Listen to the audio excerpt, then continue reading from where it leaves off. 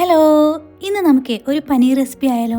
വളരെ സിമ്പിളായിട്ടും ടേസ്റ്റി ആയിട്ടും അധികം മെനക്കേടൊന്നും ഇല്ലാണ്ട് ഉണ്ടാക്കാൻ പറ്റിയ ഒരു റെസിപ്പിയാണേ.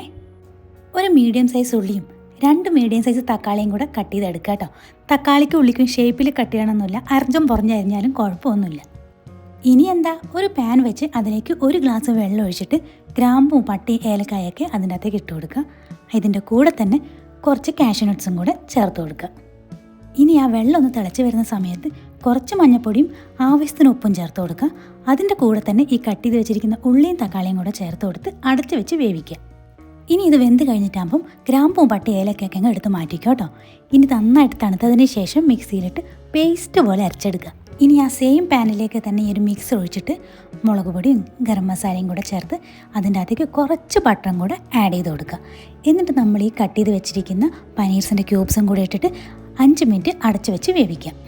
പനീറൊക്കെ നന്നായി വെന്തതിന് ശേഷം 1/2 കപ്പ് പാലും കൂടെ ഒഴിച്ചു കൊടുക്കുക. പാലൊഴിക്കുന്നില്ലെങ്കിൽ ഫ്രഷ് ക്രീം ആക്കിയാലും മതിയേ. ഇനി അവസാനമായിട്ട് കുറച്ച് കസൂരി മേത്തിയും കൂടെ ചേർത്ത് കൊടുത്താൽ ബട്ടർ പനീർ റെഡി. എന്നാൽ പിന്നെ ശരി കേട്ടോ, ഇന്നത്തേക്ക് ഇത്രയേ ഉള്ളൂ. ടാറ്റാ, ബൈ.